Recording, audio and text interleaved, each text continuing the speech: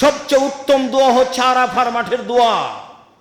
সবচেয়ে উত্তম দোয়া যেটা আমি বলেছি, সবচেয়ে উত্তম দোয়া যেটা আমার পূর্বে সব নবী বলেছেন, লা ইলাহা ইল্লাল্লাহু ওয়াহদাহু লা শারীকা লাহু লাহুল মুলকু ওয়া লাহুল হামদু ওয়া হুয়া আলা কুল্লি শাইইন কাদির। এটাই দোয়া যেটা আপনার জানা আছে। এটাই নবী বলেছেন, এটাই ইব্রাহিম আলাইহিস সালাম বলেছেন, এটাই আদম আলাইহিস সালাম বলেছেন, এটাই আরাফার মাঠে সবচেয়ে উত্তম দোয়া। আর লাব্বাইক আছেই, লাব্বাইক আল্লাহুম্মা লাব্বাইক লাব্বাইক লা শারীকা লাক লাব্বাইক ইন্নাল হামদা ওয়া নি'মাতা লাকা ওয়াল মুলক লা শারীকা লাক। আপনি আমার দিনী ভাই, আপনি আমার দিনী বোন, হোটেলের সমস্যা যেন আপনার লাভবাহিক বন্ধ করতে না পারে। বউ হারিয়ে গেছে, পাওয়া যাবে একদিন, চিন্তা করবেন না, লাভবাহিক বন্ধ করা যাবে না। স্বামী হারিয়ে গেছে, পাওয়া যাবে 2 ঘন্টা 1 ঘন্টা 2 দিন পরে। হারাবে এ কথাই ঠিক, পাওয়া যাবে এ কথা ঠিক, এটাই বেশি সম্ভাবনা। লাভবাহিক যেন আপনার বন্ধ না হয় কোনো পরিস্থিতির কারণে, এটাই হচ্ছে হজের প্রতীক। রাসূল সাল্লাল্লাহু আলাইহি সাল্লাম বলছেন, মা কাব্বারা মুকাব্বিরুন ইল্লা আবাতি শামসু বিজুনুবিহি। মানুষ যখন তাকবীর পাঠ করে তালবিয়া, তখন তালবিয়ার শেষে সূর্য ডুবলে সব পাপ মুছে যায়। রাসূল সাল্লাল্লাহু আলাইহি সাল্লাম বলছেন, মা কাব্বারা মুকাব্বিরুন ইল্লা লাহুল জান্নাহ। যখন কেউ তালবিয়া পাঠ করে তখন তার জন্য জান্নাত ঘোষণা হয়। রাসূল সাল্লাল্লাহু আলাইহি সাল্লাম বলেন, মা মিন মুলাব্বিন ইলাব্বি ইল্লা লাব্বা মানানি আমিনিহান শিমালিহি। যখন মানুষ তালবিয়া পাঠ করে তখন মাটি, বাড়ি, পদার্থ, জড় পদার্থ, জীব জন্তু সব তার সাথে তালবিয়া পাঠ করে, করতে করতে করতে করতে তার তালবিয়ার সাথে সারা পৃথিবী অংশগ্রহণ করে। এ কথা আমি বলিনি, এ কথা মুহাম্মদ সাল্লাল্লাহু আলাইহি ওয়াসাল্লাম বলেছেন। মুখ বন্ধ করে থাকবেন না পরিস্থিতিতে, মুখখান চুপটি করে থাকবেন না পরিস্থিতিতে। খাবার আছে কিনা এ বিবেচনার সুযোগ নেই, টয়লেটে পানি উঠেছে না এ বিবেচনার সুযোগ নেই, বউ হারিয়ে গেছে ভাবতে হবে এ বিবেচনার সুযোগ নেই। মুখে সব সময় চলবে লাব্বাইক আল্লাহুম্মা লাব্বাইক লাব্বাইক লা শারীকা লাক লাব্বাইক ইন্নাল হামদা ওয়া নি'মাতা লাকা ওয়াল মুলক লা শারীকা লাক লা ইলাহা ইল্লাল্লাহু ওয়াহদাহু লা শারীকা লাহু লাহুল মুলকু ওয়া লাহুল হামদু ওয়া হুয়া আলা কুল্লি শাইইন কাদির। হাত তুলে দোয়া করবেন। মাঝে মধ্যে হাত ক্লান্ত হয়ে গেলে আবার সূর্য ডুবা পর্যন্ত। দিন যত যাবে ক্ষমার গতি তত বেশি হবে, দিন যত যাবে ক্ষমার গতি তত বেশি হবে। আবু হুরায়রা রাদিয়াল্লাহু তাআলা আনহু বলেন, ইয়ানজিলু রাব্বুনা তাআলা ইলা সামাই দুনিয়া। যখন আপনি আরাফার মাঠে দাঁড়ান তখন আল্লাহ প্রথম আকাশে নেমে আসেন। নেমে এসে জিবরাইল মিকাইলকে বলেন, উনজুর ইলা ইবাদি, দেখো ফেরেশতারা আমার দাস দাসীকে দেখো। কি বলে তারা? শোষণ গোবরা, এলোমেলো চুলে ধুলাবালি মেখে আরাফার মাঠে কি বলে তারা? এলোমেলো চুলে ধুলাবালি মেখে, কাদ গাফারতু লাহুম, আমি তাদের ক্ষমা করে দিলাম। আদাদা কাতরি সামায়ে, আকাশের মেঘের ফোঁটা সমপরিমাণ পাপ হলেও ক্ষমা করে দিলাম। বালুর স্তূপে যত কণা বালু আছে সমস্ত পরিমাণ পাপ হলে আমি ক্ষমা করে দিলাম। জিবরাইল মিকাইল শোনো, এ আমার দাস দাসী কি বলে তারা? এলোমেলো চুলে ধুলাবালি মেখে যা বলে সেটাই গ্রহণ করলাম, আমি তাদের ক্ষমা করে দিলাম। হোক না তাদের পাপ মেঘের বৃষ্টির সমান, হোক না তাদের পাপ, হোক না তাদের পাপ বালু কণার সমান, আমি সব ক্ষমা করে দিলাম। মা মিন ইয়াউমিন আকসারা মিন ইতাকাল্লাহু মিনান নারে আবদান মিনান নারে। আরাফার মাঠে যত মানুষ ক্ষমা পায় পৃথিবীতে আর কোনোদিন মানুষ তত ক্ষমা পায় না। যখন রাসূল সাল্লাল্লাহু আলাইহি সাল্লাম বললেন যে আল আমালুস সালিহ ফিহিন্না আহাব্বু ইলাল্লাহি মিন হাজিল আইয়াম, যুলহিজ্জার 10 তারিখের নেকি আল্লাহর কাছে যত প্রিয়, আর কোনো নেকি আল্লাহর কাছে তত প্রিয় নয়। যুলহিজ্জার 10 তারিখ পর্যন্ত নেকি আল্লাহর কাছে যত প্রিয়, পৃথিবীর আর কোনো নেকি আল্লাহর কাছে তত প্রিয় নয়। তখন বিদ্বানগণ বললেন, রামাজানের শেষের দশকের চেয়েও কি যুলহিজ্জার প্রথম 10 বেশি উত্তম? তখন আল্লাহ রাসূল বললেন, হ্যাঁ। জিহাদের চেয়েও? হ্যাঁ। কেন? রমজান মাসের শেষ দশকে একটা কাজ আছে, সেটা হলো লাইলাতুল কদর। আর জুলহিজ্জার শেষ দশকে তিনটা কাজ আছে। এক, কুরবানি। দুই, হজ। তিন, আরাফা। ব্যতিক্রম দিন আরাফা। সম্মানিত দিনী ভাই বোন, আমি আপাতত হজের আলোচনা থেকে ফিরে আসলাম। যা বাকি থাকছে তা সময়ের গতিতে আপনার সাথে হবে। জুলহিজ্জার 1 থেকে নিয়ে 10 পর্যন্ত দু একটি কথা আপনার সাথে জরুরিভাবে বলি, যেটা আপনার নাগালের ভিতরে। জুলহিজ্জার 1 তারিখ থেকে 10 তারিখ বা 13 তারিখ পর্যন্ত আপনার 1 নাম্বার কাজ, 1 থেকে নিয়ে 9 পর্যন্ত এক টানা সিয়াম থাকতে হবে। আবারও বুঝেন, এই ছেলে ঘুমাচ্ছ কেন? সম্মানিত দিনী ভাই বোন, জুলহিজ্জার 1 থেকে নিয়ে 9 পর্যন্ত এক টানা সিয়াম। জুলহিজ্জার 10 তারিখ পর্যন্ত সবচেয়ে উত্তম নেকি আল্লাহর কাছে, সবচেয়ে প্রিয় নেকি আল্লাহর কাছে। কি করতে পারি তাহলে? মনে থাকবে কি? এক, সবচেয়ে প্রিয় ইবাদত আল্লাহর কাছে কি ইবাদত? আবার বলি, আল্লাহর কাছে সবচেয়ে প্রিয় ইবাদত কোন 10 দিনের? জুলহিজ্জার 1 থেকে 10 পর্যন্ত এই 10 দিনের। তো কি ইবাদত? তাতে আমরা 1 নম্বরে কি বললাম? সিয়াম 1 থেকে 9 পর্যন্ত। 2, কুরবানি। মনে রাখবেন, কুরবানিকে অত সাধারণ ভাবিয়েন না। যেসবগুলো আল্লাহকে সন্তুষ্ট করার বড় বড় মাধ্যম রয়েছে দুনিয়াতে, তার একটা বড় মাধ্যম কুরবানি। আমরা চাঁপাইনবাবগঞ্জের মানুষ, একটা পরিবারে 3-4টা কুরবানি দেয়, এটা আমাদের জানা ছিল না, খালি হাদিসে পড়েছি। আপনাদের বেড়াইতে এসে দেখছি যে একটা মানুষ একাধিক কুরবানি দেয়। খুব ভালো কথা, খুব খুশি হলাম। যে পরিমাণে আফসোস আছে সেই পরিমাণে আনন্দ আছে। আফসোসে এই পরিমাণই আছে বা তার চেয়ে বেশি। আফসোস আপনার উপরে, আমার এর চেয়ে বেশি আছে। ভালো কথা, একাধিক কুরবানি দেন। কেননা জুলহিজ্জার 1 থেকে 10 পর্যন্ত দ্বিতীয় বড় আমল কি? কুরবানি। আল্লাহ রসুল জিজ্ঞাসা করা হলো, সবচেয়ে গুরুত্বপূর্ণ কোন হজটি? বলে, যেখানে বেশি কুরবানি আছে আর বেশি তালবিয়া আছে। কুরবানি আপনি স্বাভাবিক কাজ মনে করিয়েন না, যদি কেউ ফরজ নয়। কুরবানি দিয়ে আল্লাহকে সন্তুষ্ট করা যায়। কুরবানি কুরব থেকে নির্গত আছে। আদম থেকে নিয়ে কিয়ামত পর্যন্ত কুরবানি চালু থাকবে মানুষের সমাজে, ছিল, থাকবে। আমাদের কুরবানি, ইব্রাহিম আলাইহিস সালামের কুরবানি, যা গত জুমায় চিনাদিতে বিস্তারিত বলেছি, আপনার মনে আছে। আপনি আল্লাহকে সন্তুষ্ট করার জন্য একাধিক কুরবানি দিন, সেটাই ভালো। আমরা শুধু ভাগে দিতাম, ভাগেটা আমার খুব মনে আছে। আমার আব্বা কৃষক মানুষ, ভাগে কুরবানি দিতেন, এটা আমার লম্বা সময় ধরে মনে আছে। আর আমি যেদিন থেকে মাঠে নেমেছি 90 সাল থেকে, সেদিন আমি ভাগে কুরবানি না করেছি। সে যে যাই বলুক, এভাবে বলছে মানুষে, কে বলেছে 7 ভাগে কুরবানি চলবে না? এরপরে আমি বলছি 7 ভাগে কুরবানি দিয়েন না, 1 ভাগেই দেন।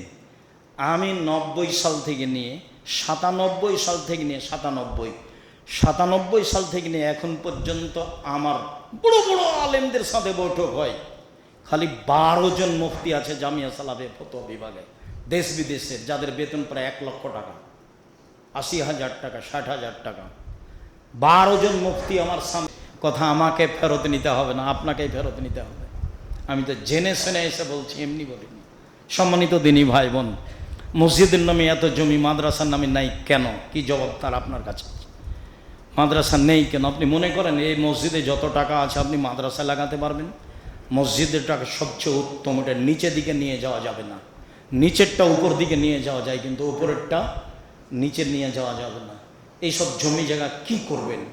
20 বছর 50 বছর পরে এইসব জমি জায়গা হারিয়ে যাবে, দলীয় দাপটে মানুষ বিক্রি করে দেবে, সেদিন আপনি টিকাতে পারবেন না। মাদ্রাসা করেননি কেন?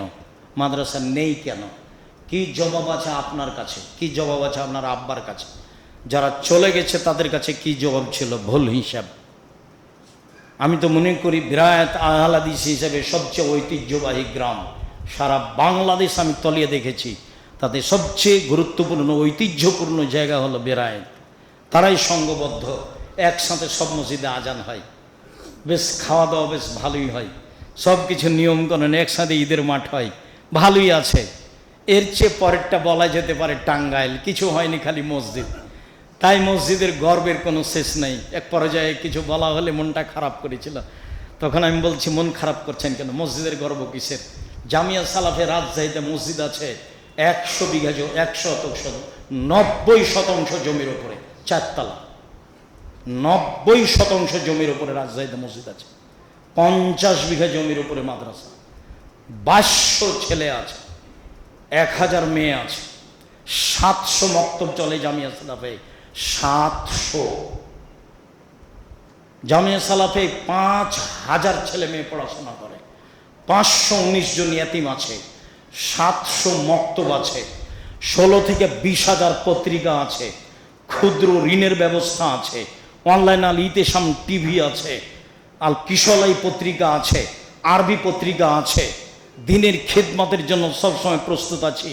বাংলাদেশের যে কোনো জায়গা দুর্ঘটনা ঘটলে 10 টাকা নিয়ে উপস্থিত হব, সেখানে আলহামদুলিল্লাহ ইনশাল্লাহ তার ব্যবস্থা আছে। 10 টাকা নিয়ে, 10 পয়সা নিয়ে সেখানে উপস্থিত হওয়ার ব্যবস্থা আছে। তার নাম জামিয়া সালাফিয়া। এই জন্য আপনাকে আমি বলি, জামিয়া সালাফিয়াকে ভালোবাসেন, করার চেষ্টা করেন, পয়সাপাতি জমা করে একটা জায়গা ঠিক করেন। আমি আপনার সাথে আছি, আমাকে টাকা পয়সা দিতে হবে না। জামিয়া সালাফের কাছে আমি ঋণী নই। আমার আব্বার জমি জায়গা আছে, সেটা আমার সম্পদ। আপনি বুঝতে পারেন না? 90 সাল থেকে আমি কেন বলে আসি, কেউ যদি বলতে পারে আব্দুর রাজ্জাক সাহেবকে আমি পথ খরচ দিয়েছিলাম, প্রমাণ হয়ে গেলে আমি জাতির সামনে বক্তব্য দেব না। জাতির কাছে পয়সা চাওয়া তো বহু দূরের কথা, নিজের পরিবারের জন্য জাতির কাছে পয়সা চাওয়া তো বহু দূরের কথা। কেউ যদি বলে দিতে পারে আব্দুর রাজ্জাক সাহেব একদিন আমার কাছে পথ খরচ চেয়েছিল, আমি জিন্দেগিতে কোনদিন বক্তব্য দিব না। আমার মনে বড় সাহস আছে, আমি দিন প্রচারের জন্য প্রতিষ্ঠান গড়তে পেরেছি, পারবো ইনশাআল্লাহ। বাংলাদেশের সর্ববৃহৎ প্রতিষ্ঠান জামিয়া সালাফিয়া, শিরক মুক্ত প্রতিষ্ঠান জামিয়া সালাফিয়া, বিদআত মুক্ত প্রতিষ্ঠান জামিয়া সালাফিয়া, দল মুক্ত প্রতিষ্ঠান জামিয়া সালাফিয়া, সংগঠন মুক্ত প্রতিষ্ঠান জামিয়া সালাফিয়া, হিংসা মুক্ত প্রতিষ্ঠান জামিয়া সালাফিয়া, দেশের সর্ববৃহৎ প্রতিষ্ঠান জামিয়া সালাফিয়া। দিন প্রচারের জন্য যা আপনি চাইবেন সব ব্যবস্থা আল্লাহ করে দিয়েছে। এখানে অসহায় মানুষের ব্যবস্থা করেছে। এখানে 519 জন ইয়াতিম আছে, 519 জন। পয়সা আমি দিই, আমি তো ব্যবসা করি না, পয়সা আপনি দেন, বেরায়তের লোক দেয়, আরো দেশবাসী দেয়। সরকারি অনুদানে জামিয়া সালাফে চলে না, বৈদেশিক সহযোগিতা দিয়ে জামিয়া সালাফে চলে না, কোনো বিত্তশালী দিয়ে জামিয়া সালাফে চলে না। আপনার মতো সাধারণ মানুষের সহযোগিতা দিয়ে আল্লাহর বিশেষ রহমতে জামিয়া সালাফে চলে। মর্মে আপনার কাছে আমার আন্তরিক বিনীত অনুরোধ, খুতবার শেষে এসে জরুরি অনুরোধ, আপনি চেষ্টা করেন একটা পাথরটা মারবেন আল্লাহ আকবার বলে, এই পুরো সময়টা আপনার তালবিয়ে চলবে। হোটেলের টয়লেটে পানি উঠে আছে কিনা বিবেচনা করা হবে না। ঢাকায় কত ঘন্টা পরে বিমান আমার এসেছে বিবেচনা থাক। 3 দিন পরে হলেও জিদ্দে যাব ইনশাল্লাহ, এটা দৃঢ়তা রাখেন। হজে বের হয়েছি, ঢাকা বিমানবন্দরে এমনিতেই পড়ে থাকবো কেন? ব্যবসা বাণিজ্য করেন তো, পড়ে থাকা অভ্যাস নেই? আমি তো পারি আলহামদুলিল্লাহ। আপনি আমার চেয়ে বেশি পারেন বলে আমার ধারণা। জিদ্দা বিমানবন্দরে নেমে বলছে গাড়ি নেই, ওরা আগামীকাল সকাল গাড়ি পাওয়া যাবে, আর এখন রাত 8টা বাজে। দুশ্চিন্তা ভোগ করিয়েন না। মানুষের বেঁচে থাকার জন্য 3টে জিনিস লাগে: 1 খাবার, 2 পেশাব পায়খানা, 3 একটু থাকার জায়গা। যেখানে পড়ে আছেন সেখানে আপনাকে কেউ বের করে দিবে না। আপনি হজ করতে গেছেন মানে সবাই জানে আপনি আল্লাহর মেহমান, ওরা এটা খুব জানে। সম্মানিত দিনী ভাই বোন, বলছিলাম এহরাম মানে চুল তোলা যাবে না, কাটা যাবে না। এহরাম মানে নখ কাটা যাবে না। এহরাম মানে গায়ে আতর লাগানো যাবে না। এহরাম মানে মাথা ও মুখ ঢাকা যাবে না পুরুষ মানুষ যে কোনো মূল্যে।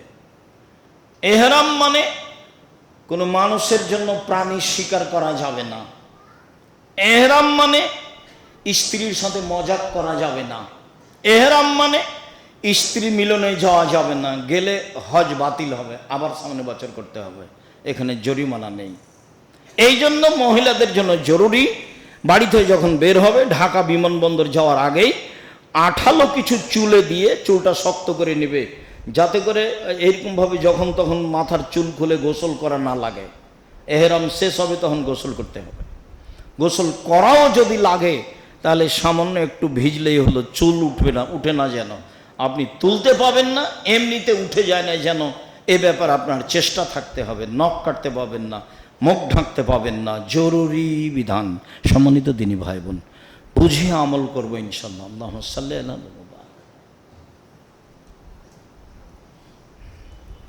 আলহামদুলিল্লাহ ওয়াহদা ওয়াসসালাতু ওয়াসসালামু আলা মান লা নাবিয়্যা বাদা।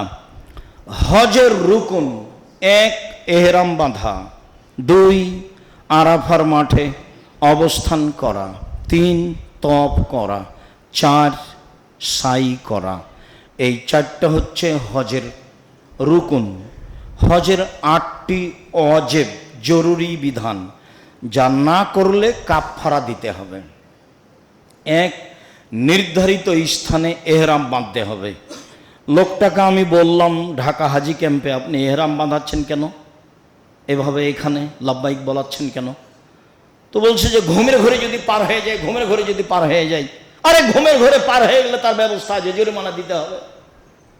এখানে এহরাম বাঁধার যে অপরাধ, তার সমাধান কি বলেন দেখি? আল্লাহ নবী বললেন যে এলামলাম, আপনি বলছেন ঢাকা হাজি ক্যাম্পে চলবে। আমি বলছি এটার প্রমাণ কি? তখন আমাকে বলছে বাড়ি থেকে এহরাম বাঁধলে চলবে। বলে ধর্মই কি আপনার বাবার? বাড়ি থেকে এহরাম বাঁধলে চলবে মানে? কে বললো এই কথা? বলছে এহরাম এই জন্য বাঁধতে হবে যে ঘুমের ঘরে পার হয়ে যায়, এলামলাম যদি পার হয়ে যায়। এলামলাম যদি ঘুমের ঘরে পার হয়ে যায়, তারও বিধান আছে, সেটা হলো জরিমানা। জরিমানা দিতে হবে, একটা দম দিতে হবে। কিন্তু ঢাকায় হাজি ক্যাম্পে এহরাম বাঁধলে যে ভুল হবে তার জরিমানা কি? ও কি উত্তর দিবে? ও কি জানে? যারা সহযোগিতা করছে তারাই বা কি জানে? পীর দিয়ে ধর্ম চলে না, বুজুর্গানের দিন দিয়ে ধর্ম চলে না। যেই ধর্মে 1 গিলাস পানি পান করলে 5টা বিধান লাগে, যেই ধর্মে পেশাব পায়খানা করতে বসলে 10টা বিধান লাগে। খালি পেশাব পায়খানা করতে বসলে 10টা বিধান লাগে, অবাক হবেন আপনি। সেই ধর্ম বুজুর্গানের দিন দিয়ে চলে, পীর দিয়ে চলে, মাঝহাব দিয়ে চলে? অসম্ভব। একজন মানুষ দিয়ে চলে, যার নাম মুহাম্মদ সাল্লাল্লাহু আলাইহি সাল্লাম। তো এহরাম নির্ধারিত স্থানে বেঁধে হারামে চলে গেলাম। হারামে গিয়ে হোটেলে উঠে স্বাভাবিক মতো থাকেন। এরপরে শরীরে যখন একটু ফুর্তি গতি ভালো এসেছে, গোসল টোসল করার পরে হুড়মুড় করে যাবেন না। হারামে গিয়ে প্রথম কাজ হলো তওয়াফ। প্রথমে গিয়ে যেই দিকে হাজরা আসওয়াদ আছে, কালো পাথর, সেই দিকে ডান দিকে 1 2 3 4 তলা পর্যন্ত সবুজ বাতি দেওয়া আছে। বাম দিকে দেখলেই হাজরা আসওয়াদ। সেখান থেকে কথা শুরু হচ্ছে। এখন জরুরি কথা, আল্লাহু আকবার বলে তওয়াফ শুরু হবে। মাগরিবের সালাত সসময়ে, কসর নেই। এশার সালাত সসময়ে, কসর। ফজরের সালাত আদায় করে মিনা ত্যাগ করতে হবে, আপনাকে রাতে নিয়ে যাবে। এরকম পরিবেশ আমার সাথে ঘটে না। আমি বলেছি আমি তো পায়ে হেঁটে যাবো, আপনাকে তো জিম্মেদারি নিতে বলিনি। বাস আপনার সাথে এসেছি এ পর্যন্তই। আর আপনি কি খিদমত করলেন এটা আমি কিছু পরামর্শ দিলে ঢাকায় গিয়ে নেমে পরামর্শ দেবে, এখন নয়। আপনার কোনো কর্ম নিয়ে আমি আব্দুর রাজ্জাক বিন ইউসুফ আলোচনা করব না, এটা আমি না করে দিয়েছি নিজেকে। খাবার দিলেও কিছু নাই, না খাবার দিলেও কিছু নাই। ও আমাকে জায়গায় দিতে পারেনি আরাফার মাঠে, তো না জানি কত অপমান হয়েছে, চিন্তা করবেন না। এই নিয়ে আমার মাথা ব্যথা নেই। হজ কঠিন কাজ, এ কথাই ঠিক। রাতে নিয়ে যাবে, ফজরের সালাত আদায় করে মিনা থেকে আরাফার মাঠে যাবেন। আরাফার মাঠে কোনো ইবাদত নেই, শুধু ওইটাই চলছে লাব্বাইক লাব্বাইক আল্লাহুম্মা লাব্বাইক লাব্বাইক লা শারিকা লাক লাব্বাইক ইন্নাল হামদা ওয়া নি'মাতা লাক ওয়াল মুলক লা শারিকা লাক। ওই যে হোটেলে ফজরের পরে লাব্বাইক শুরু হয়েছে, চলতেই থাকবে। মিনেই সারা দিন সারা রাত আরাফার মাঠে সারা দিন চলতে থাকবে। তবে জোহর আসর একসাথে সালাত আদায় করতে হবে। জোহর 2 আসর 2 একসাথে জোহরের টাইমে, জোহর 2 আসর 2। বক্তব্য আগেই হবে। হাজারে শতকরা 95 জন মানুষ জোহর আসর একসাথে পড়ে না এবং কসর পড়ে না। আমার অনুমান তারা প্রায়ই বেদাতি মানুষ, প্রায়ই মুশরিক মানুষ। তারা জোহরের টাইমে জোহর 4 রেখাত, আসরের টাইমে আসর 4 রেখাত পড়ে। এটা রাসূলের সুন্নাত নয়। জোহরের টাইমে জোহর 2 রেখাত, আসরের টাইমে আসর 2 রেখাত। কসরই পড়তে হবে, আপনি পড়তে বাধ্য। যারা মক্কা থেকে হজ করতে এসেছে তাকেও কসর পড়তে হবে। চাঁপাই নবগঞ্জের ভাষা তো আপনি তো কসর পড়বেনই, আপনার বাপকে পড়তে হবে। তার নাম আরাফার মাঠ। আরাফার মাঠে কসর পড়তে হবে। জোহর 2 রেখাত, আসর 2 রেখাত। যারা কাবা ঘর, যারা মিনা মাঠের পাশে বসবাস করে, তার বাড়ি, তার বাপের বাড়ি, তার 14 গোষ্ঠী বাড়ি, হাজার হাজার বছর থেকে মিনার পাশে তার বাড়ি, ও হজ করতে এসেছে, তাকেও কসর পড়তে হবে।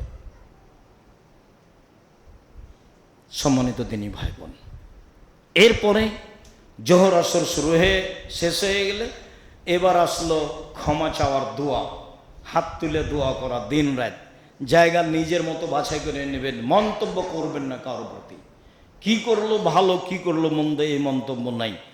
আবু হুরায়রা রাদিয়াল্লাহু তাআলা আনহু বলেন, রাসূল সাল্লাল্লাহু আলাইহি ওয়াসাল্লাম বলেছেন, খায়রু দুআ দুআ ইয়া আরাফা ও খায়রু মা কুলতু আনা ও খায়রু মা কালাম আলামবিয়া মিন কাবলি। আর 7 জন এক নয়। মাওলানা আব্দুল্লাহিল কাফি আল কুরাইশি রাহিমাহুল্লাহ বলেছেন, 1960 সালে মারা গেছে। নাম শুনেছেন কিনা? আমরা তাদের আবাদ করার জায়গায় আবাদ করি, নিজে কিছু করতে পারিনি। মাওলানা আব্দুল্লাহিল কাফি আল কুরাইশি রাহিমাহুল্লাহ তার ফতোয়া মাসাইল বই লিখেছেন, একটা গরুতে 7টা পরিবার অংশগ্রহণ করবে এমন হাদিস আমি আব্দুল্লাহিল কাফি আল কুরাইশি জানি না। তার তদন্ত, আর আমি আমার তদন্ত বলছি। অতএব একটা পরিবারে অন্তত একটা কুরবানি করেন, এটা আপনার যুলহিজ্জা মাসের 2য় বড় কাজ। শতাধিক করেন, ভালো কথা। 10টা 50টা করেন, ভালো কথা, অনেক নেকির কাজ। 3য় দান, মানে রমজানের চেয়ে বেশি উত্তম এই 10 দিন। কি করবেন এই 10 দিনে? 4 তাসবিহ, সুবহানাল্লাহি আলহামদুলিল্লাহ লা ইলাহা ইল্লাল্লাহ আল্লাহু আকবার, সুবহানাল্লাহি ওয়া বিহামদিহি সুবহানাল্লাহিল আযীম, লা ইলাহা ইল্লাল্লাহু ওয়াহদাহু লা শারীকা লাহু লাহুল মুলকু ওয়া লাহুল হামদু ওয়া হুয়া আলা কুল্লি শাইইন কাদির। 5 ইস্তিগফার, আস্তাগফিরুল্লাহ ওয়া আতুবু ইলাইহি, আস্তাগফিরুল্লাহ আল্লাযী লা ইলাহা ইল্লা হুয়াল হাইয়ুল কাইয়্যুম ওয়া আতুবু ইলাইহি। আশা যে বুঝতে পেরেছেন আমরা 10 দিনে কি করব।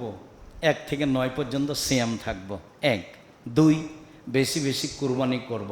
3 বেশি বেশি দান খেরাত করব। 4 বেশি বেশি তাসবিহ পাঠ করব। 5 জিকির আজকার করব। আশা যে বুঝতে পেরেছেন। আফসোস, আমরা যে মসজিদে সালাত আদায় করি আমাদের গ্রামে, দেবীনগর, চাঁপাই নবাবগঞ্জ, রাজশাহী, 100 বছর থেকে আছে অনুমান, তার চেয়ে বেশি হবে। আমাদের যেটা মাদ্রাসা, দেবীনগর মাদ্রাসা, আমাদের পাশের গ্রামে, তার বয়স 250 বছর। 250 বছর। আমার আব্বা চাষি মানুষ, মাদ্রাসাতে 3 বিঘা জমি দেওয়ার, এসব জায়গাতে আমি জমি দিতে দেখেছি আমার আব্বাকে, এবং ঈদগাহ মাঠে আমার আব্বাকে জমি দিতে দেখেছি। কিন্তু মসজিদের নামে আমার আব্বাকে আমি কোনোদিন জমি দিতে দেখিনি। 100 বছর আমাদের মসজিদটার বয়স, আর আমার বয়স চলছে 60, প্রায় পার হতে চলেছে। তাতে আমি এই মসজিদে আমাদের 1 শতক জমি আছে তা আমার জানা নাই। 1 শতক জমি আমাদের মসজিদে আছে তা আমার জানা নাই। কিন্তু আমাদের মাদ্রাসাতে অনেক জমি আছে। এখানে মসজিদের নামে জমি আছে কিন্তু মাদ্রাসা নাই। এ যাবৎ একটা মাদ্রাসা হয়েছিল, সেটা আলিয়া হয়ে গেছে। এর জবাব আপনাদের কাছে কি আছে? আজ থেকে নিয়ে 12 বছর আগে আমি মোশাররফকে চাপ দিয়ে বলেছিলাম যে ওখানে মাদ্রাসা না করে বেদগাড়াই করি, ব্যবস্থা করেন। সফল হতে পারেনি। একজন চাইলে 10 জন চায় না। আর এত শক্ত কথা গ্রহণ, আসলে চুমা দিয়ে তওয়াফ শুরু হবে। চুমা যদি মুখে দেওয়া না যায় তাহলে লাঠি কালো পাথরে ঠেকিয়ে লাঠিকে চুমা দিতে হবে, বা হাত কালো পাথরে লাগিয়ে হাতে চুমা দিতে হবে। যখন নিজেও চুমা দিতে পারলাম না, হাত লাগিয়ে হাতেও চুমা দিতে পারলাম না, যখন লাঠি লাগিয়ে লাঠিতেও চুমা দিতে পারলাম না, তখন কি হবে? তখন শুধু প্রথমবারে হাজের আসওয়াদের দিকে মুখ করে বিসমিল্লাহ আল্লাহু আকবার দিয়ে শুরু হলো। প্রথমবার বিসমিল্লাহ, বাকি আর বিসমিল্লাহ নয়, শুধু আল্লাহু আকবার। এইবার মুখে হাত নিয়ে আসা হবে না। কেন?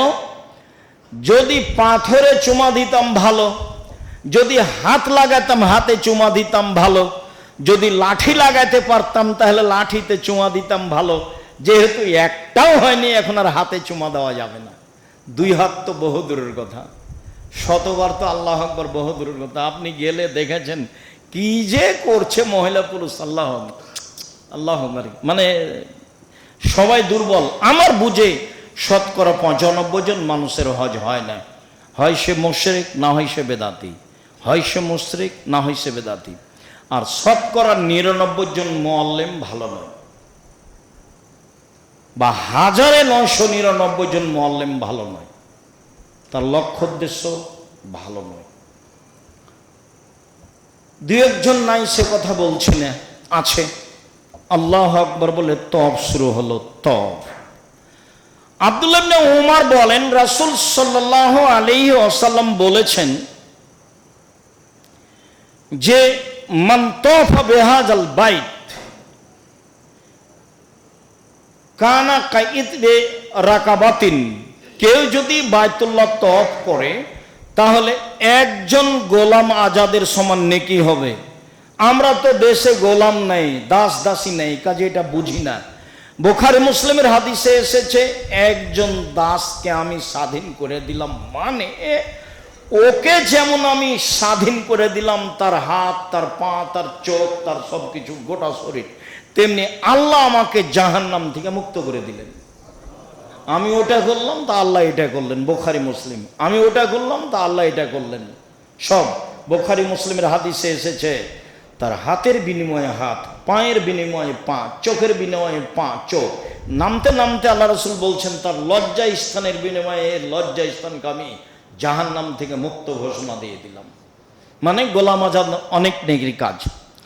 জুবাইর ইবনে মুতাইম রাদিয়াল্লাহু তাআলা আনহু বলেন, রাসূল সাল্লাল্লাহু আলাইহি সাল্লাম বলেন, ইয়া আব্দে মানাফ, কুরাইশ বংশের লোকেরা শোনো, এই পৃথিবীর মানুষ, কুরাইশ বংশের লোককে আমি বলে যাচ্ছি, লা তামনা আহাদান তাফা বিহাযাল বাইত ওয়া সাল্লা আয়াতা সাতিন শামিন লাইলিন ওয়া নাহারিন। 24 ঘন্টা তওয়াফ চলবে, কুরাইশ বংশের লোক কাউকে বাধা দিতে পাবে না। মানে মসজিদের দেখাশোনা কুরাইশ বংশ করে, কালো করছে না, আজও করছে, চিরদিন করবে, যদিও এখন টেন্ডার হয়। কুরাইশ বংশের লোকেরা শোনো, 24 ঘন্টা সালাত চলবে কাবা ঘরে, কেউ বাধা দিতে পাবে না। 24 ঘন্টা তওয়াফ চলবে কাবা ঘরে, কেউ বাধা দিতে পাবে না। সম্মানিত দিনী ভাই বোন, মসজিদে নববীতে 2 রাকাত সালাত আদায় করলে 1000 গুণ বেশি নেকি হয়, এ কথা ঠিক। কাবা ঘরে 2 রাকাত সালাত আদায় করলে পৃথিবীর অন্য মসজিদের চেয়ে 1 লক্ষ গুণ বেশি নেকি হয়, এ কথাই ঠিক। তবে 1 লক্ষ গুণের হাদিসে একটু ত্রুটি আছে, আর যেগুলো হাদিস 1 লক্ষের বেশি সেগুলো সব ঠিক। একাধিক হাদিস 1 লক্ষের বেশি। কাবা ঘরে 2 রাকাত সালাত আদায় করলে সারা পৃথিবীর যে কোনো মসজিদ থেকে কত বেশি হবে? 1 লক্ষ গুণের বেশি, 1 লক্ষ গুণের বেশি, 1 লক্ষ গুণের বেশি। সম্মানিত দিনী ভাই বোন, উবাইদ ইবনে উমাইর বলেন, ইজাহিমা আব্দুল্লাহ ইবনে উমর আলাল হাজর আল আসওয়াদ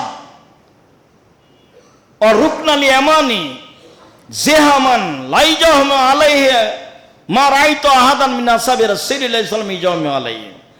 আব্দুল্লাহ ইবনে উমরকে আমি এই হাজরা আসওয়াদে আর রুকনে ইয়ামানিতে খুব ভিড় করতে দেখেছি, আমি অন্য কোনো সাহাবীকে এরকম দেখিনি।